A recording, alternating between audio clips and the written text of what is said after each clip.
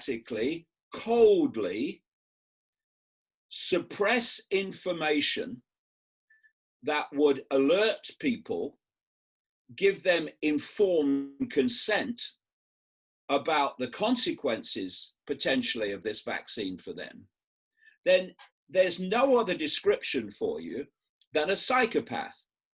And in terms of Zuckerberg at Facebook and Dorsey at Twitter and Wojcicki at YouTube, Brin and Page at YouTube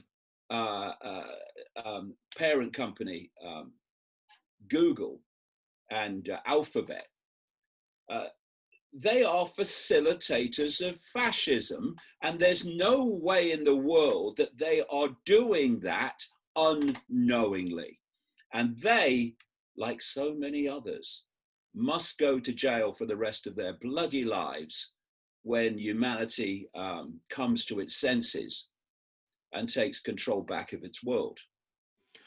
The bit that got me, Dad, so I sent you the story that I saw of the nurse that ended up in intensive care after the vaccine, right? So when you read the article, it says, because obviously they've got to control the narrative, so crap, like she's collapsed, she's in intensive care, but the nurse, whilst in intensive care, still said she's glad she had it, right? And it made me laugh, because I just thought of the idea that, okay, so you're a nurse, so you're a frontliner, so you've been on the front line of COVID for 9 months, right? Deadly disease. You've not got it for 9 months. You've not got ill. But after 5 minutes of the vaccine, you're in intensive care, right? But you're still glad you had it. You're still glad you had the vaccine to protect you from the deadly virus that put you in intensive care when the deadly virus didn't make you ill. I was laughing because I was just thinking it's like me stepping out in the road, getting hit by a car, and it being on the news and going, we spoke to Gareth in intensive care. He said he's still glad he stepped out in the road. Do you know what I mean? Well, of course, two things. We're talking a form of mental illness. Absolutely, we are. If you define mental illness as the brain's inability to process information in the way that it was made to do, then we are living in amidst enormous amounts of mental illness.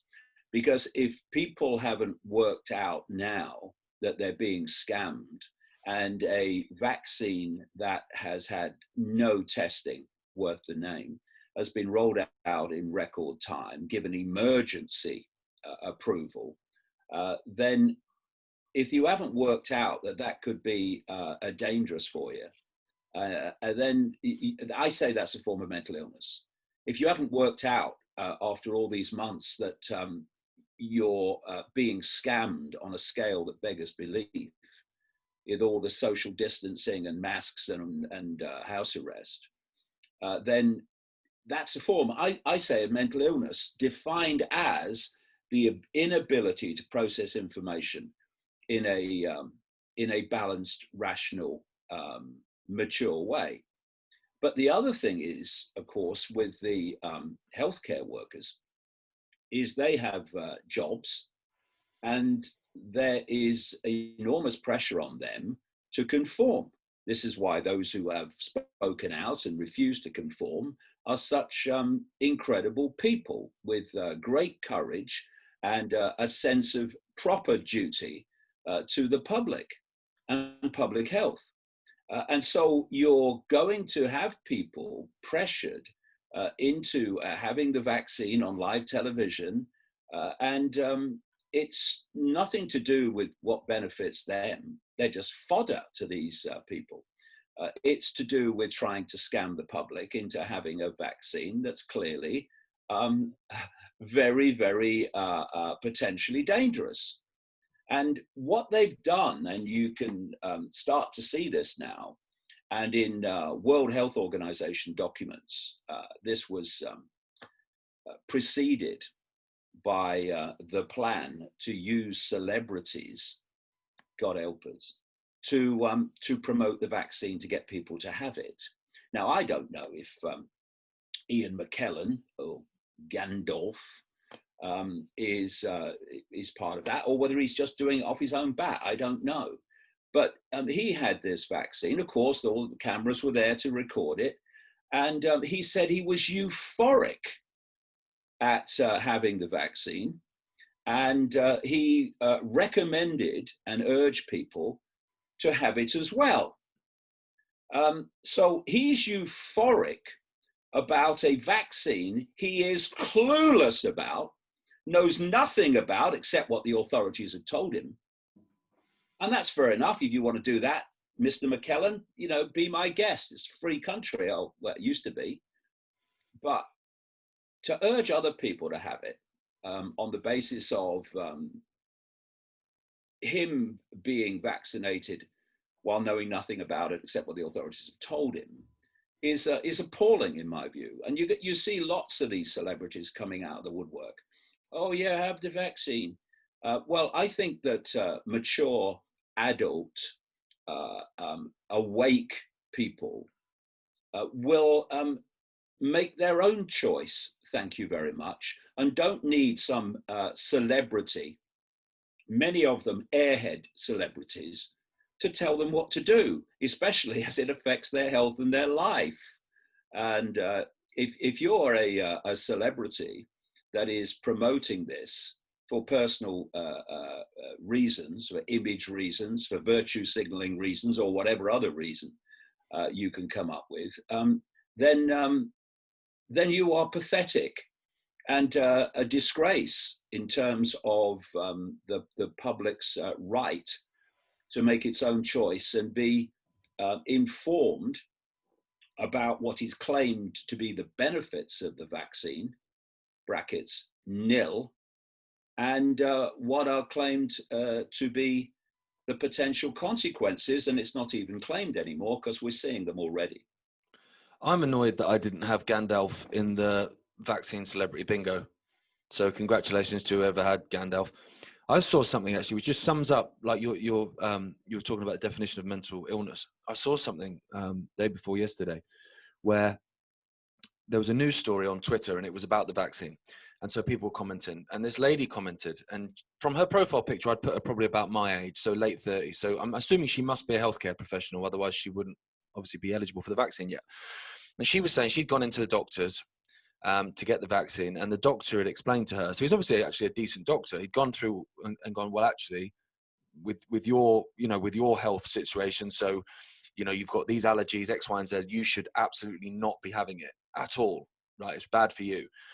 She then was saying how gutted she was that a doctor wouldn't let her have it. Gutted, she said. And I was thinking, he saved your life, mate. But it's that mental illness of, I want it, you know, and even when someone says to you, actually, it could kill you if you have it, you go, but I still want it. What for something that hasn't killed you in 9 months? Like, what are you talking about? Is it absolute madness?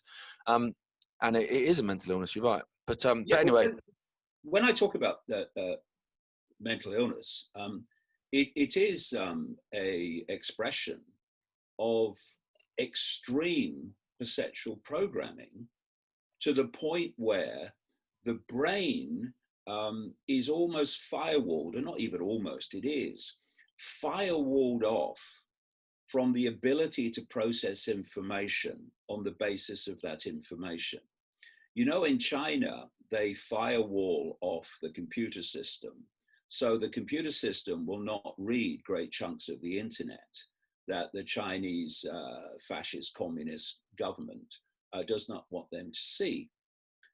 And it's the same with the brain. And I've talked to people who are specialists in this area and said, look, this is my feeling, that people are being perceptually firewalled. So literally their brain will not process information and come to certain conclusions. You know, when people say, I can't get my head around it, that's exactly the description of what's going on. And these specialists have said, well, that's possible. It is possible to do that because, you know, you stimulate certain parts of the brain, like you use a muscle, then you will stimulate that muscle, that part of the brain. But if you don't use parts of the body or parts of the brain, then they can basically become dormant to the extent that they don't do their job properly. And when I look at so many people, the evidence, people watching this who are coming from an awake perspective will understand exactly what I mean. You can put any level of evidence in front of many, many people. It doesn't matter what it is, how compelling it is, what proof it is, they will not process it. They will hang on to their programmed perception.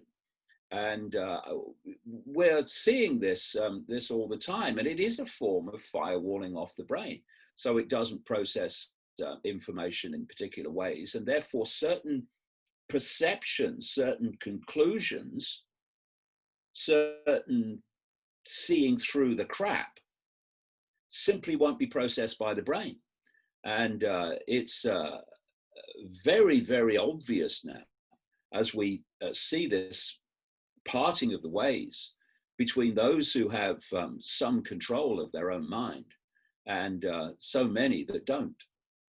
That makes so much sense to me, because there's a lot of, especially recently, a lot of times over the last 9 months where I have actually just like pulled that face when someone's been like not getting it. It's like, how can you not see that? Like, it's right there. And what I find a lot as well, and then obviously then we'll move on, is the idea that you point stuff out to people and it's so obvious. And it's like, the bus driver's driven his bus into your house and it's there's a bus in your house. And their reaction is, why would the bus driver drive the bus into my house? That's not the question to be asking. There's the bus in your house. Have a look at it. It's very odd, but there you go. Anyway, so moving on to the Christmas star, Dad.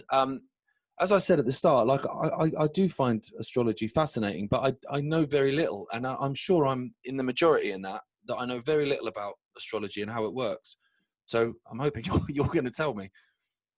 Well, the thing is, Gaz, that, I've watched this week a lot of videos by astrologers about this great conjunction, as they're calling it, also calling it the Christmas star, which is a alignment, a very rare alignment in the detail of what is going to happen. On the winter solstice, the shortest day, the darkest day, on Monday, the 21st of December. And it's an alignment between Jupiter and Saturn, which has not happened in this exact way since 1226, actually March the 4th, 1226, I read. And they're going to come within 0.1 of a degree. Some say 0 degrees. They're bloody close. And what people are going to see, and apparently you can see it with the naked eye, is